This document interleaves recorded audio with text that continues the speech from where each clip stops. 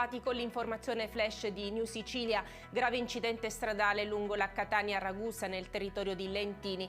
4 le auto coinvolte a causare lo scontro, una manovra azzardata. Il bilancio è di 10 feriti, tra cui una bimba di pochi mesi. Secondo le prime informazioni diffuse, nessuno sarebbe in pericolo di vita. Sul posto carabinieri e polizia municipale.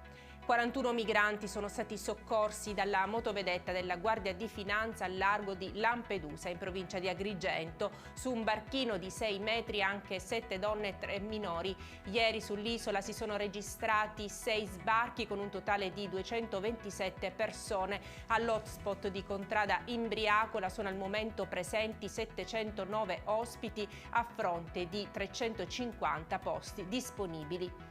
In Sicilia sono 63.000 le micro e piccole imprese a rischio per la crisi economica che vive il Paese, oltre 165.000 i posti di lavoro in pericolo. La crisi energetica potrebbe oscurare un sistema produttivo in enorme difficoltà che sta spingendo la Sicilia al collasso. Confartigianato lancia appelli, incontra la politica in cerca di aiuti concreti a supporto di una rete imprenditoriale dei comparti maggiormente esposti.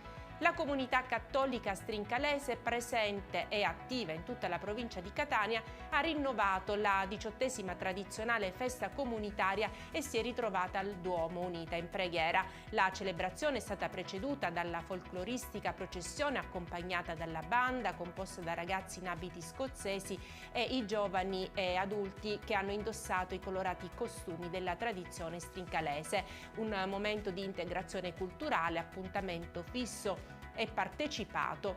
Con questa notizia è tutto, grazie per averci seguito e arrivederci.